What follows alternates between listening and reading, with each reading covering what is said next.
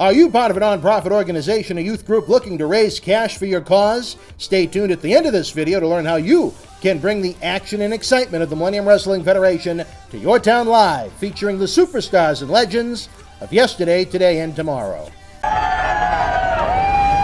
This is Mick Foley. This is Harley Race. This is Shelton Benjamin. This is Mr. Wonderful Paul Orndorff. This is the Monster Abyss. And this is Daniel Bryan. This is JBL, and you're watching the MWF. Be there live.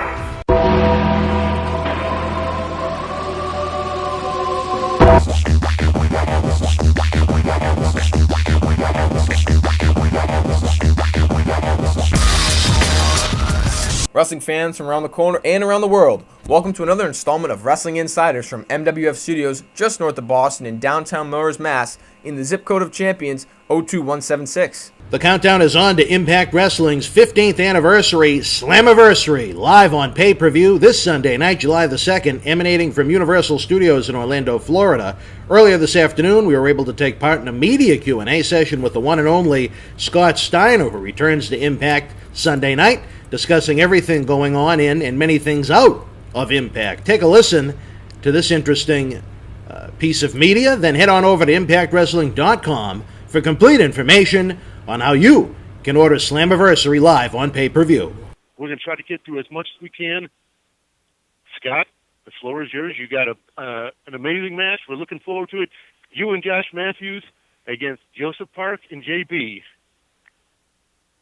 Ross. Yes. Can you hear me? I can hear you. Listen, some people, when I talk to these interviews, I say, I wake up, I swear I'm in a good mood, and something happens to piss me off. I've been calling for 10 minutes, and now I just get through the phone. What's wrong with this, man? Why are you making me wait 10 minutes? Well, we're done with the 10 minutes, and we're moving on, so let's talk about... Yeah, but you just snapped me, man. It's like, I'm not... Go ahead. It's like, you're frustrating me calling this number 515 over and over. Now I'm back on, and now you piss me off. No matter what happens, something pissed me off. You started this interview on a wrong foot. I'm telling you that right now. And I'm not joking. I apologize, Scott. Of course, no harm meant. But let me just ask you about your match Sunday at Slammiversary, teaming with Josh Matthews against JB and Joseph Park. Yeah, somebody's going to get punched. Maybe all three of them. Josh Bastard called me up. Want to know if I could do what I do best, beat people up. The money's right, so I said yes. And that's where I think the ball got rolling. You know, I was curious if I could ask a question. In your list of topics that you chose to discuss in this thing, you brought up your hatred for Jeremy Borash. Could you explain that?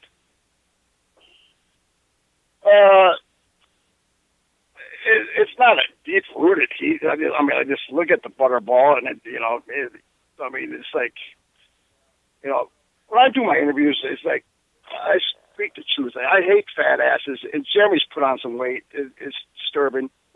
It's not deep-rooted, but it's like, it's hard. It's to a point where I just bitch slap him. That's about how much hate it is. That's not full-pledged punch. It's a bitch slap for Jeremy. Hey, Scott, thanks for taking time out to talk to us today. You've been in this industry for years. You've seen it all. What do you think it takes to make it in professional wrestling these days, and to what do you attribute your longevity? Well, it takes a combination of a lot of things. Timing being one of them. Having a good presence, having the it factor, having looking good, and in-ring ability, and luck has a lot to do with it also. So, not everybody starts out great. It's a process that takes years to perfect, and it's a profession that you can always get better at. So, I've been fortunate. starting out where I did. I first started out with Dick the Bruiser up in the Detroit area, right after I graduated from Michigan, and then went down with Jeff's dad and Jerry Lawler, and started out of there, and then from right there I went to NWA with Ted Turner. Meet, if you'd please introduce yourself and your outlet when you ask a question for Scott, that would be appreciated. Hey, Scott, Ryan Bowman from thegorillaposition.com. Thanks for your time today and for a lot of years of great memories. You've been beating up people and winning championships for a long time now. Now that you're in Impact, you've already been beating people up, or are you thinking about maybe another title run while you're there? And I just focus, one punch at a time, one match at a time, hurting one person at a time. So as far as looking ahead, I really haven't gave that much thought. But, anything can happen. It's like right now I want to reach through the phone and grab Ross's neck for making me wait 10 minutes to get out of the line. So anything is possible. Piss me off, things happen.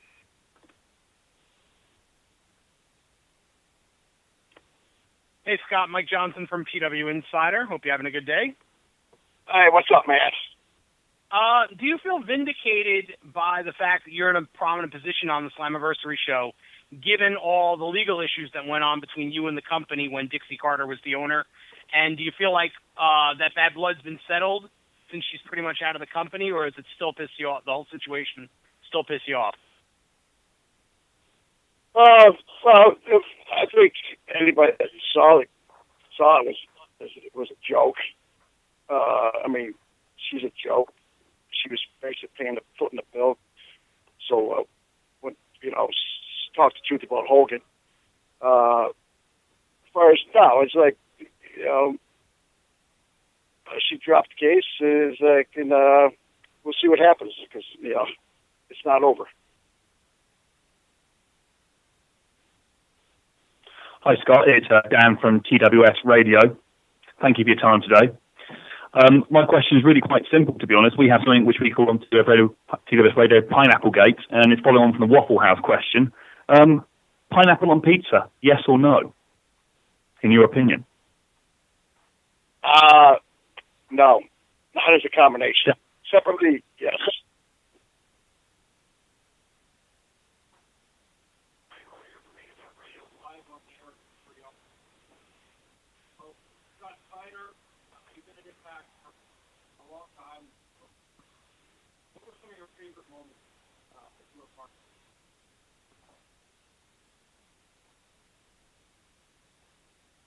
I don't think I really didn't transfer. I think I heard the guy say, what's my favorite time in TNA wrestling right now?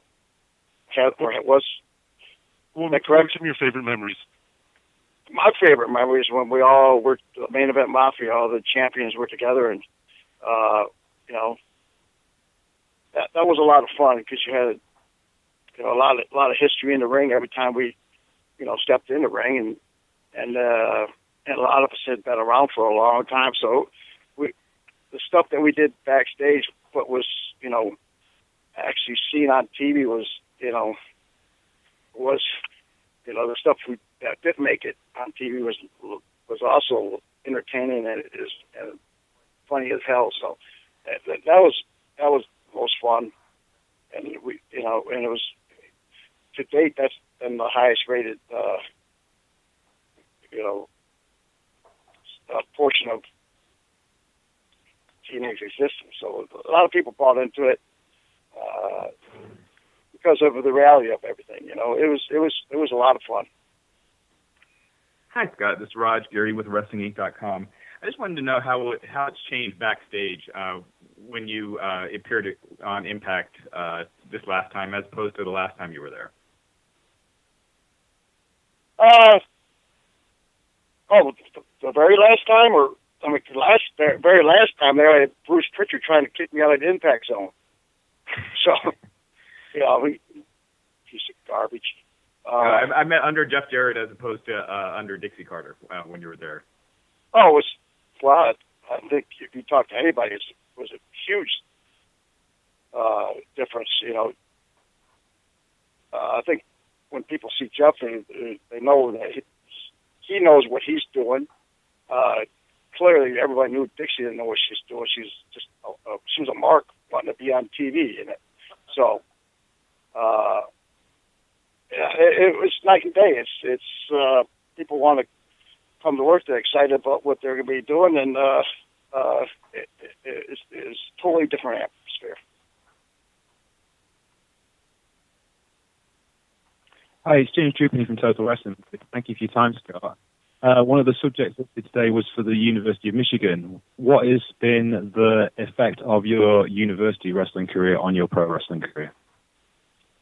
It was a lot of the moves the suplexes I used and was when I first went to the University of Michigan, my freshman year, I had to train with the guy who was eventually the first American to win the Olympic champion in Greco-Roman wrestling in '84 Olympics. So I've learned a lot of wrestling throws and stuff from him. His name is Steve Frazier. And so a lot of the suplexes step around suplexes that I learned from, that was one of the moves I learned from him. And so I try to, incorporate that into my professional career, and it brings a certain amount of realism to it. Because I see, guys doing suplexes today, they're not really doing it right. But I try to incorporate a lot of my amateur wrestling into professional wrestling, and a lot of people seem to enjoy it.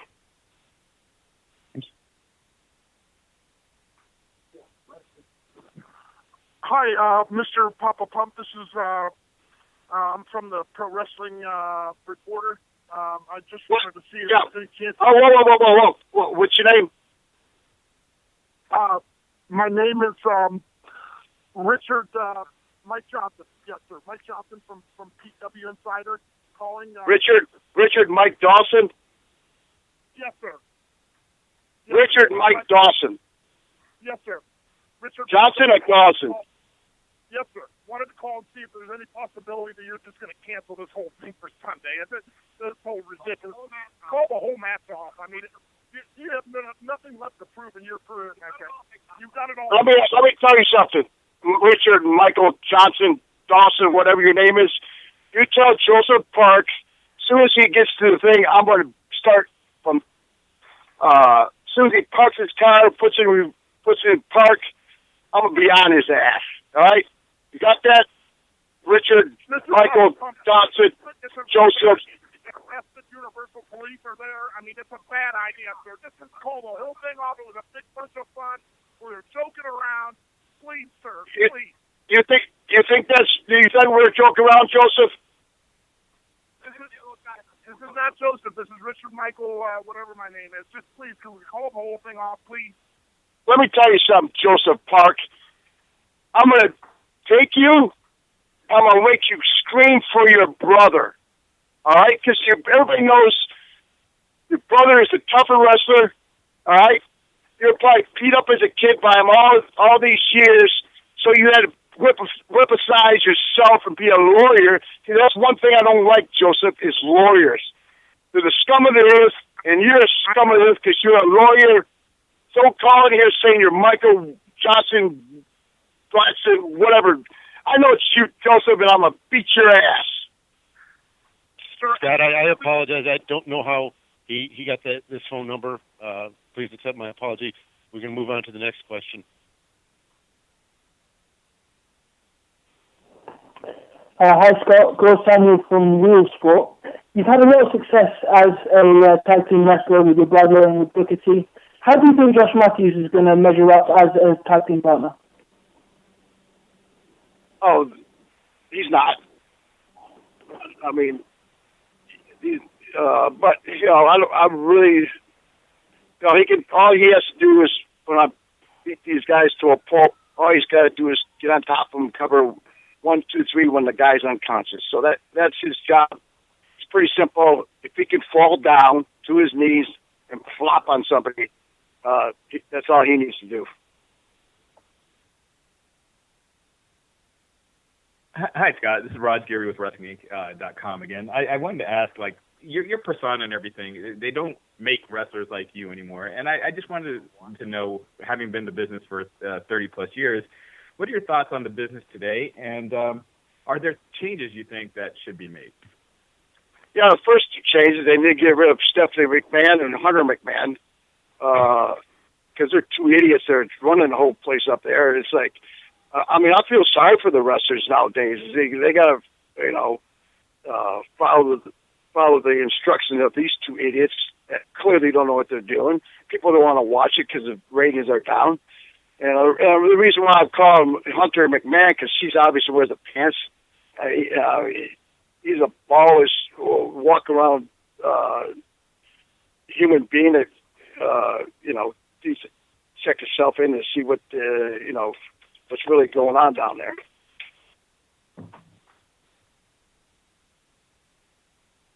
Hey, Scott, Tommy McCardle from ringscoops.com here again. My question here is not if, but when you are inducted into the WWE Hall of Fame, do you see yourself being inducted by yourself or with your brother Rick? First off, people always bring that up, like, what about me go? I'm not going to the WWE Hall of Fame because, I'm not going somewhere where there's nowhere to go. GPS to WWE Hall of Fame, where's it at?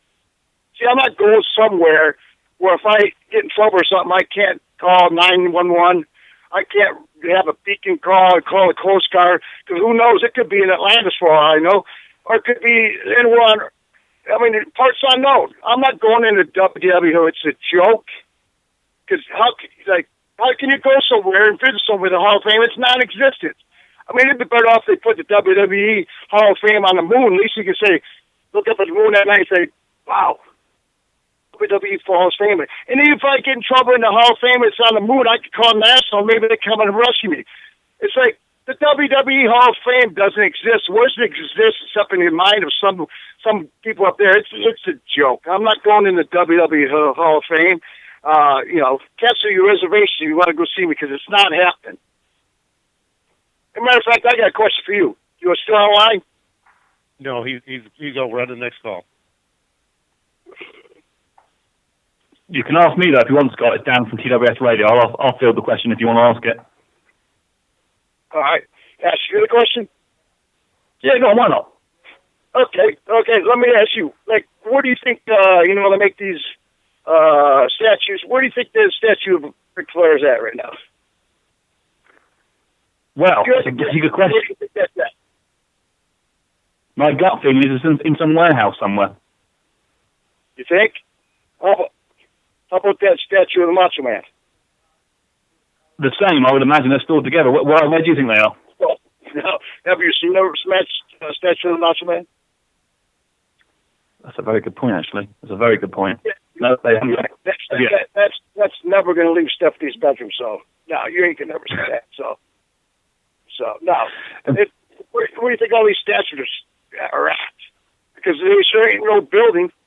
You're probably right. They're probably collecting dust in a warehouse somewhere. So they did put a physical Hall of Fame. What's that? If you did that, they did actually put a physical Hall of Fame, a physical one, a building you'd go to. Would you then be happy to be inducted, or is it still a no from your point of view? Well, it depends. I mean, Vince gets paid to, put on a show. Yeah, you got to pay me, because Vince is getting paid to show the program. I mean, it's I mean, I ain't doing anything for free. He doesn't do anything for free. He wants, So yeah, it's price is price. Hi, Scott. It's the real Mike Johnson from PW Insider now. Following up, I guess, on the Hall of Fame trend here, was there any resolution at all to the situation where you had words with Hulk Hogan's wife, which led to WWE banning you and having people looking for you at the Hall of Fame because Hogan was threatened by your potential presence? Did anything ever come of that beyond Hogan going to the authorities? And how do you feel about Hogan today? No, I had to get I had called had my lawyer call the police department because he tried to, get me arrested for assault. Threatening his life. I mean, that's a series of, that carries 15, 20 years. So, and then of course, WWE takes the word of a racist, and puts my picture all over the entrances, so I can't, I'm going to go there, So, no, nothing ever came of it. So, other than the fact that I had, Hogan shows what a coward he really is, when somebody, I mean, lucky it happened at a, airport where I had all the cameras, so I could, it was easy to prove my innocence. If we could end the questions, please, about the WWE Hall of Fame and move back to Scott's match at Slammiversary and other topics. Hey, Scott, Thomas Fenton, Wrestling News World, fellow U of M grad. Was wondering if you'd ever consider being an honorary captain from Jim Harbaugh at U of M. Say that again. Was wondering if you'd ever consider being an honorary captain for University of Michigan with Jim Harbaugh. I know he's a big fan of pro wrestling and actually a big fan of you. Oh, yeah. I saw Jim when he had one of those satellite camps. I went down and took my boys down there. I talked for him a little bit. Actually, I was going to be a part of that, the signing day this year, but they changed the format. So, I love the University of Michigan. I had the greatest time there. Met a lot of great people there I'm still friends with today. I can't say enough about the University of Michigan. It was like one of the funnest times of my life. And, it'd be an honor to go back to Michigan and be an honorary captain. Hi, Scott. David Dunn with the New Zealand Pro Wrestling Informer. It's come out today that Impact Wrestling has acquired Global Force Wrestling. Obviously, the two companies have been working closely together for the year, but what do you think this formal acquisition means for the two moving on in 2017? Well, everything's better from here on out. Jeff's putting a lot of things together, getting all the great talent that's out there around the world, and I think everything looked good for moving forward for Impact Wrestling. So it's a great thing.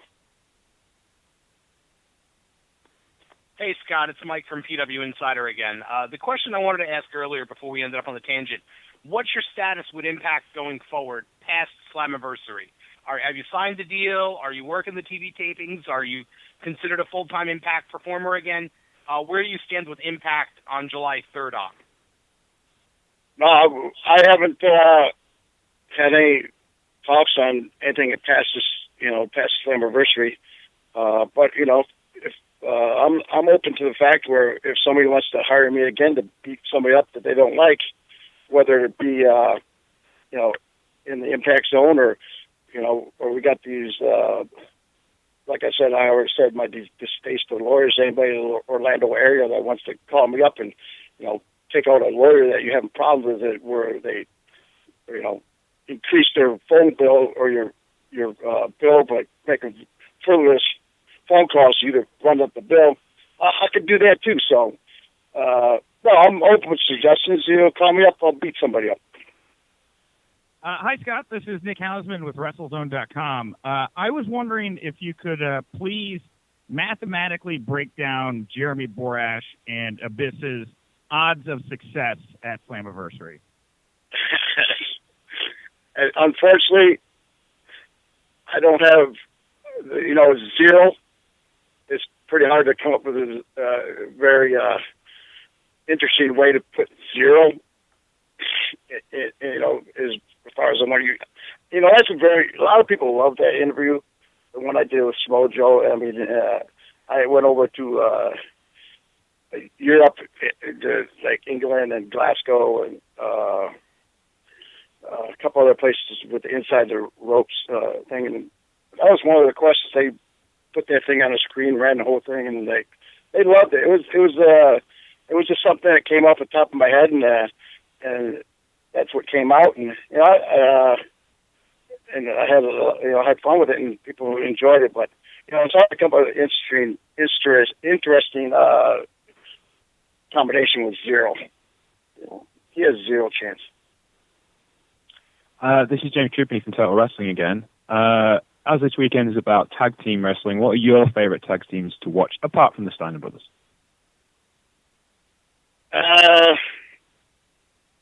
You talking about now, man? I don't watch a lot of wrestling now. It's hard to watch. But the ones I do, the guys that I do watch or do know is like the Usos, because I wrestled with Dad and their uncles. Also, even though he's not a tag team, or he's a tag team once in a while, is Bray Wyatt, because I used to play with him when he was a little boy in the ring. It's like run around. He was the funniest little kid. He loved wrestling. I used to take him in the ring and that. So he was a good kid, man. I had a lot of fun with him, and to watch him now, it's like he does a hell of an interview. He's actually awesome, So, but I don't watch a lot of wrestling. It's hard to watch, man. I get that a lot from a lot of fans too. It's just hard to watch, and I feel bad for the wrestlers now that they're pigeonholed into these stupid gimmicks that they have to do. It's like they don't let people be themselves, like the way it was when I started watching, or the way it was when I was wrestling. It's like you had to come up with your own stuff, or you didn't get over. You didn't have a job. So I hope that answers your question. Hey, Scott, Jason from Icon versus Icon here. Obviously, you have fans all over the world. I was curious, what is the best lesson that those fans can take from your journey as a professional wrestler and as a human being? Persistence. Nobody starts at the top. Just took a lot of hard work, and a lot of stubbornness, a lot of patience. It just, it was a journey, and it was something that I had to work for. It really was, with all, the way politics are and with backstab and all. It took a lot of, persistence and stick-to-itiveness. So it was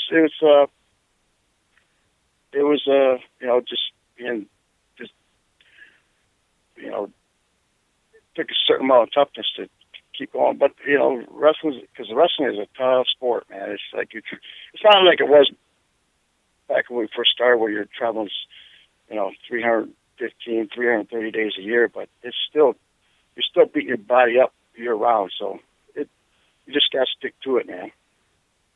Hi, Scott. It's Nick Hausman from WrestleZone.com again. I had one more question, and that was if there's anybody on the Impact Wrestling roster right now that you see as a dream match for yourself, somebody that you would really like to be able to wrestle against. I would have to say any of the knockouts. Anytime you can, wrestle with one of the women, and like, oh God, I'm on my back, you're winning. Oh, put me in this position. That'd be a dream. Hey, Scott, it's Tommy from RingScoops.com again. What are your thoughts on the Vince Russo, Jim Cornette situation and the restraining order that Vince Russo has on Jim Cornette?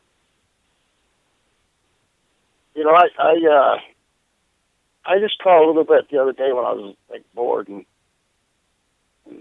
it popped up. Jim Cornette's thing was the way he did it in a satirical way. His response was funny as hell. That's Jim. It was comical, man. His response was comical. I was like, and he did it for the whole interview, and even the way he signed off was like, oh, I hate to scare that little fella.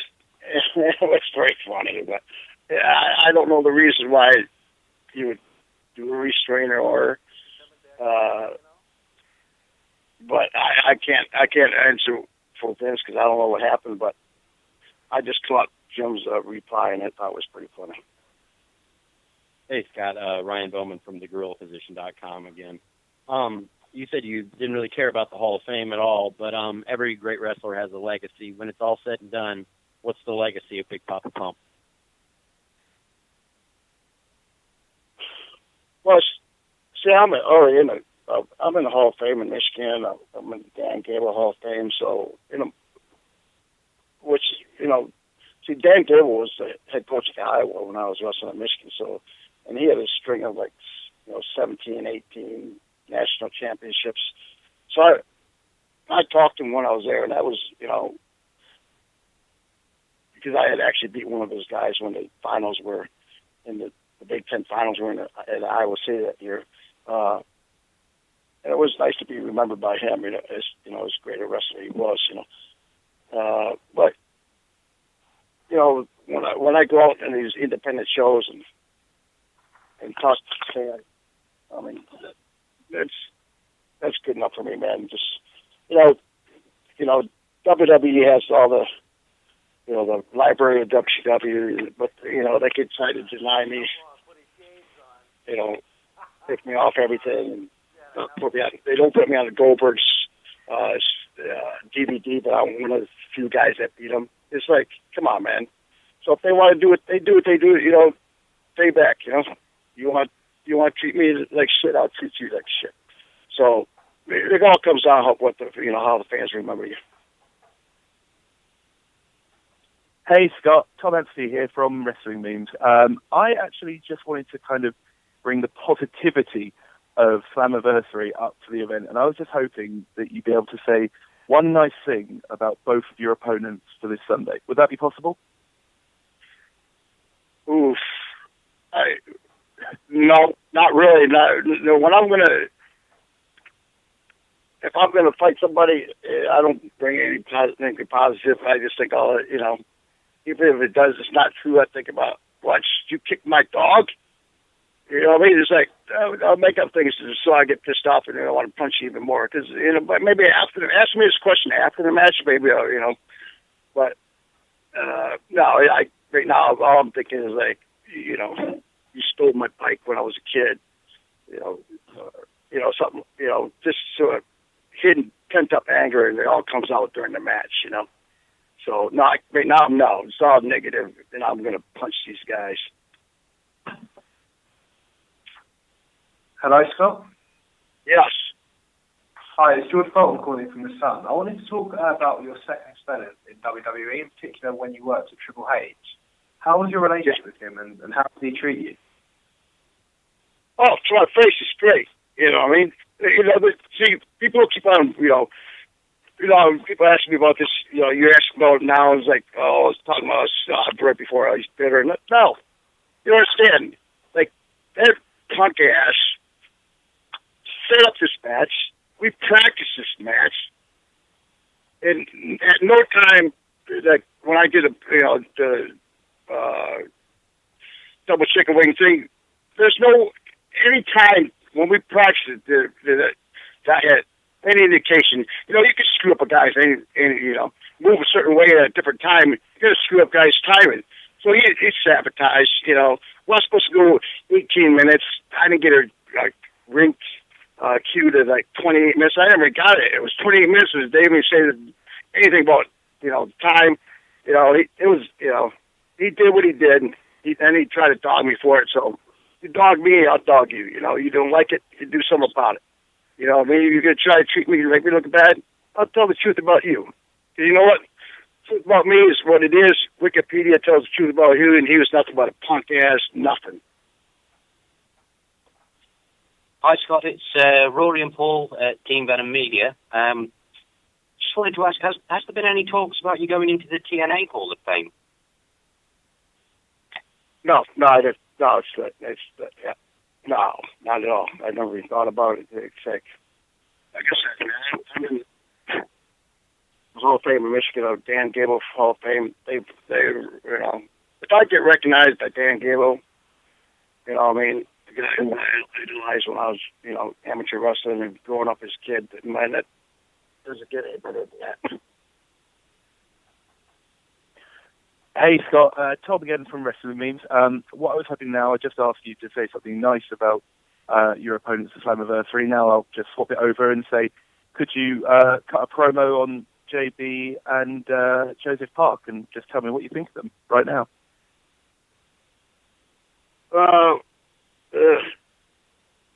It's hard for me to do an actual interview right now. It's like Done a brief. What's that? Sorry? Yeah. Oh, hi. Done a brief from Jenny Murr. I'm just asking, talk to me about what do you make of Josh Matthews' in-ring ability, considering what he did on Impact a couple of weeks ago? Well, like I said before, he's not going to have to do much. His in-ring ability means nothing to me. So all he's going to have to do is flop down to his knees and cover somebody, and that's all I care about. If he can fall down face first, that's all I care about, and have the referee call it 1, 2, 3. That's all the ability he needs.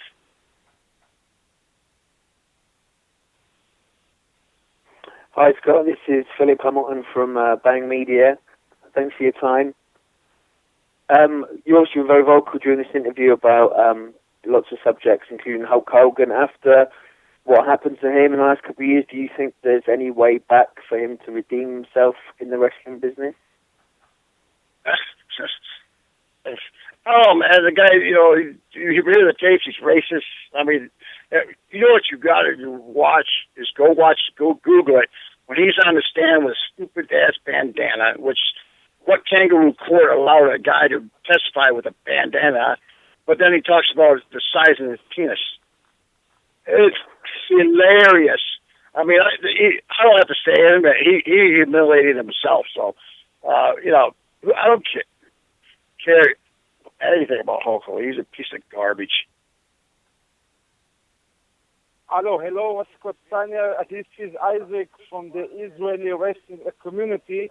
I wanted to ask you a few questions. First of all, I know that you have been in Israel in the 90s. I wanted to ask how was it for you? And the second question, what has brought you to go back to TNA?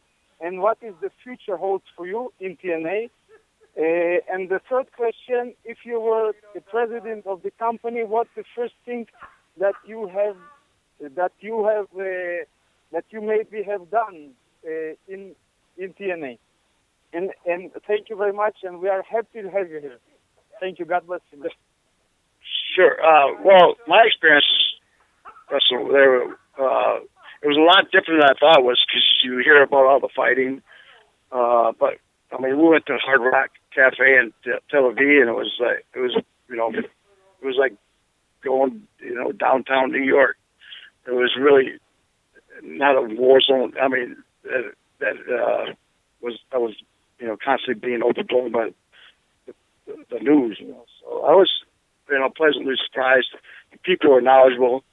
There was a lively crowd. So I had a great time. It's always great to see another, part of the world, and it was a great experience. As far as what I'm doing after with TNA is, I already said somebody wants me to beat somebody up for him, I'll beat him up. But I haven't had any talks about anything beyond Slammer Anniversary. And as far as being the president, Jeff don't need my help. He's doing all the right moves. So. Hey, Scott, Jason from Icon versus Icon again. Obviously, we're living in very politically correct times these days, and you're known for being the exact opposite of that. Have, in recent years, you felt any pressure to kind of tone it down? Has anybody, really, put the screws to you? Well, it's a problem with society now. It's too politically correct. You can't speak your mind, freedom of speech. I mean, what's it all mean? No, nobody's told me to tone it down. I'm going to be me. I hope I don't change. If I do change,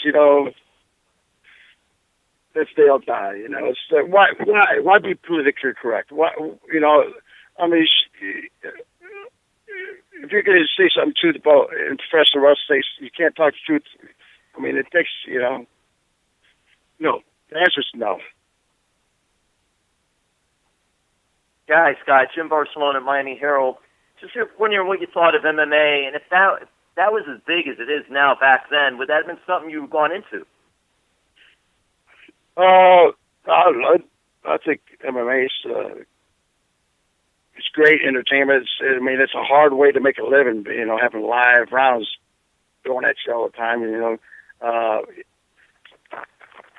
right, it wasn't as big as it was when I was broke into wrestling, professional wrestling. But a lot of guys that I,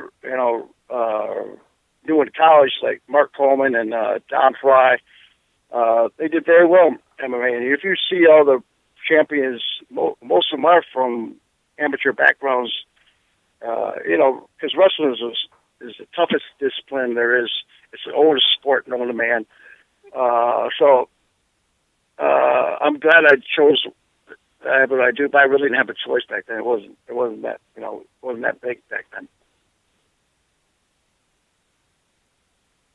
Hi, Scott. It's Nick Hausman from WrestleZone.com one last time. I just wanted to ask, Jeff Jarrett had teased that there was going to be one of the most powerful residents in Orlando for the event. And, powerful Florida residents, some people thought, oh, wow, maybe, red herring of Trump or something like that. Obviously, he's had his wrestling ties. I just wanted to get your take on the kind of current political climate in America and whether you think politics has a place in pro wrestling right now.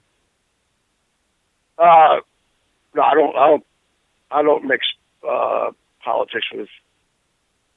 I don't think politics and sports mix. I don't think they match. I don't think, it's like people try to get away, try to be entertained from the real world. I think that's why they go to a sporting event or professional wrestling. So no, I don't feel the need to mix the two. As far as my guess was, I thought Shaquille still lived in Orlando, so I thought it might have been him. So I have no indication of who that most powerful. The most powerful person in Orlando is going to be me when I get down there, but I'm not a resident, so I have no idea who it is. Of course, as everybody knows, July 5th, Impact Wrestling Day in Orlando. Orlando Mayor Buddy Dyer will be at the Impact Zone that night, so be sure to watch for that. We have a few more questions, Scott. We're very appreciative. You've gone 45 minutes for a scheduled 30-minute teleconference, so we'll kick through these last few questions real quickly. And I'd ask if you have not requested or if you have asked one question, if you would not come in for another one, and we'll get through everybody right now. Yeah, a couple more. Yeah, hey, Scott, Jim Barcelone, Miami Herald. You mentioned Dick the Bruiser early on. Who were some of the wrestlers who did help you in your career getting started, and who do you give credit for some of your successes? I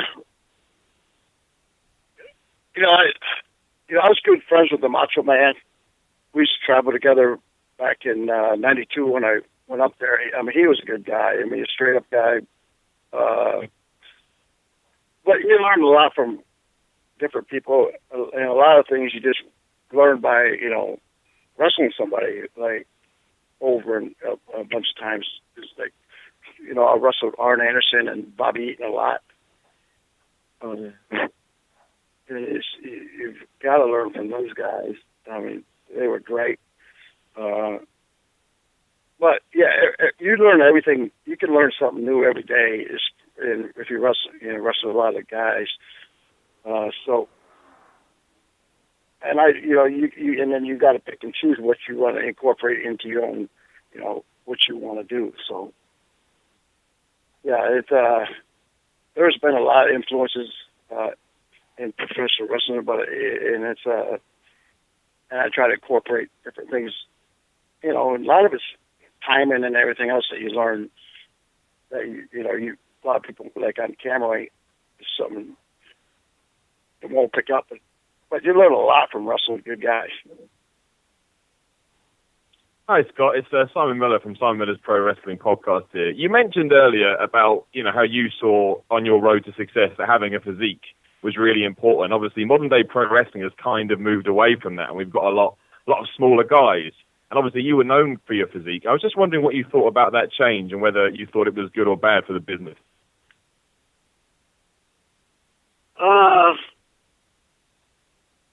I don't know. I don't know. When you go to a circus, you want to see the freaks, you know. And that's the way it was when I broke in. Like, you had a lot of huge guys, and that was the climate of professional wrestling. But wrestling is what people hope. It's changed. A lot of people like it. A lot of people don't. So, but you know, it's I like I said, I feel bad for the guys trying to break it now. With with the way it's ran up there, and then the state dive, you got to have guys like Jeff and trying to give people other opportunities to wrestle. Hey Scott, Ryan Stanton here from Pro Wrestling Sheet. How you doing? Good. What's up, man? Hey, 2 quick questions since a couple of other people got 3. I wanted to talk to you about 2 of the approved topics, because they were 2 of the things that I was most interested in. Number 1, first and foremost, you said you wanted to talk about freaks around the world. So I was personally wondering, how many freaks around the world would you say that you have? Oh, yeah, I'm all right. And back in like 1998, 1999, I broke Will Chamberlain's record from 15,000 women. So, wait, how many was that? 15,000 women. You ever read Will Chamberlain's book? No. No. Well, he I always thought, even though it's not listed in the Book of World Records, I was a fan of Will Chamberlain, and that was one record that I tried to break, and in 1999 I broke it. So that's awesome. Well, one more quick question. You said that you want to talk about crazy YouTube videos as well. What's your favorite crazy YouTube video? Right now it's hard for me to just name one, but it's I think the best was when people just, fail miserably on attempting something, some athletic achievement or something. It's like, I find that, entertaining. So, I can't really pick one, but people post their failures on YouTube and can laugh about it. It's hilarious. Hi Scott, it's George Bolton again from The Sun. I was just wanted to ask about your memories of The Undertaker after you teamed up together at Survivor Series in 1993. So what are your memories of working with him? Say that again, team with Undertaker? That was his question. Well, I knew him for a long time. When he broke in, he also broke in with, was there at the same time that I was in Memphis territory. So I know Mark a long time, and I've always got along with him. I mean, Undertaker is one of the great characters of all time in professional wrestling. So, I mean, it was great. He was always, we always, got along. We always had a good time, and it was like he was one. Most athletes that get into professional wrestling are cool, and he was, he's one of them.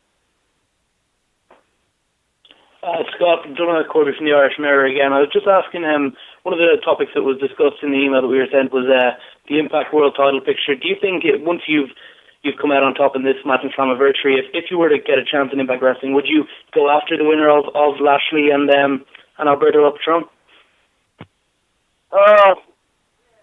You never know. Like I said, I've been past this weekend, and if something happens that provokes me, yeah, anything can happen. But I have really never thought about anything beyond this weekend. Yes, Scott, this is Joel from Toronto, TSPN. Just have a question for you, actually a couple questions. Can you tell me what was your greatest match of all time, greatest city you wrestled in, and how do you think the Wolverines will do this year in NCAA? The Wolverines football, I expect, again, a great season from, Jim Harbaugh coach team. He always has the guys prepared. It's an exciting football. So I think they're going to do great again. And I look forward to it. I mean, I'm going to try to make up for a couple games this year. I haven't been able to go back in a couple of years, so I hope to go up there for a couple games this year. What's the other question? He'd asked you about your greatest match. Oh man, that's hard to say. It's like we wrestled. Pretty much everybody is to wrestle, but every time you win a world title or world tag team title is great. I think when wrestled in front of 193,000 people in Taeyong, North Korea, and set the outdoor attendance record, that's pretty memorable. I mean, that's a record that won't be broken. So I would have to say that right there. Are the ones that stick out in my mind right now. Hi, Scott. Rod Gary with Wrestling Inc. again. I wanted to ask you on your thoughts of the talent in Impact today in pro wrestling in general, and who you think is the future of the business. Well, the wrestlers, are very talented. And I think the future of wrestling looks good. As far as being who's going to be the star of the future, I have to watch it more than I do to say something about that. Hi, Scott. It's Rory from Team Venom again. Thanks for answering the last question. That was awesome. What I wanted to ask you is, I was a big WCW fan back in the day, and I can remember watching the last Nitro, where you walked in as WCW champion and took place in took part of the last WCW title match in WCW. What was that experience like for you? It was terrible. I mean, you're getting bought up by the competition, or you're getting bought up by the company that you kicked their ass for 82 weeks straight. And I had been up there before, and I knew that, that's what it was coming to, where it's going to be, a monopoly. And it's like, there wasn't, let's just say, if someone was happy backstage, they were an idiot.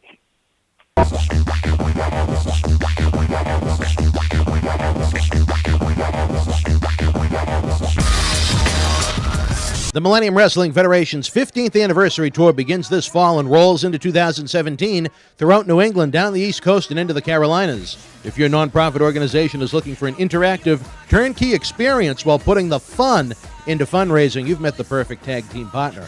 MWF offers a variety of packages for groups of almost any size. From our live events at the Boston Garden, the Kowloon Entertainment Dining Complex, and the legendary Suffolk Downs, to high school gyms and function halls, we've presented live events everywhere. Since 2001, the MWF's mission has been simple: keep the kids off the streets. Under the leadership of President Dr. David Reese, we bring the superstars of yesterday, today, and tomorrow to your town, not for a quote-unquote wrestling show, but an event that features action-packed in-ring wrestling, autograph and pose photo opportunities, question and answer sessions, and much more. It is the best of sports and entertainment. The week of your event, we can add on to the endeavor with anti-bullying campaigns, library meet and reads, youth sport concussion seminars, and more. Our live events are fit for fans of every age, from 5 to 95. This fall, as part of our new Kids Club program, we offer live event experiences exclusively for the youngest of fans. On the flip side, we can also produce a tailor-made event for fans of an older demographic as well. We work with you every single step of the way to get the word out to fans near and far, on our local television offerings, and to over 50,000 fans and growing on our social media platform. Your success is our success. If your group has had enough of boring candy bar and wrapping paper sales and has the energy to team with our passionate fan base, bringing the MWF experience to your community is the answer to put smiles on faces while raising cash for your cause. Contact us today to get the ball rolling for your custom-made event that you'll want to bring back year after year. Don't just take it from us. Here are folks we've teamed with in the past.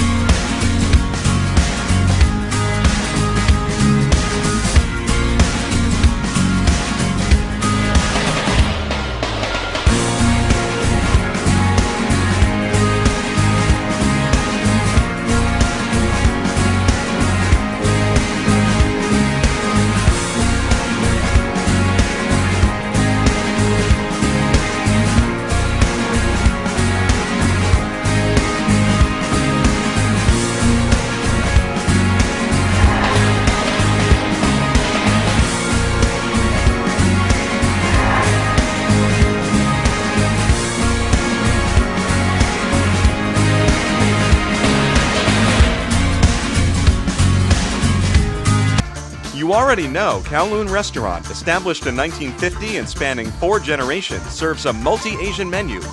Did you also know that Kowloon Restaurant is New England's premier Asian dining and entertainment complex, serving Cantonese, Szechuan, Thai, and Polynesian cuisine? And did you know that Kowloon Restaurant is also the home of the finest Japanese sushi? If you haven't dined at Kowloon Restaurant lately, then you simply haven't dined at Kowloon. Kowloon Restaurant, Route 1 North in Saugus.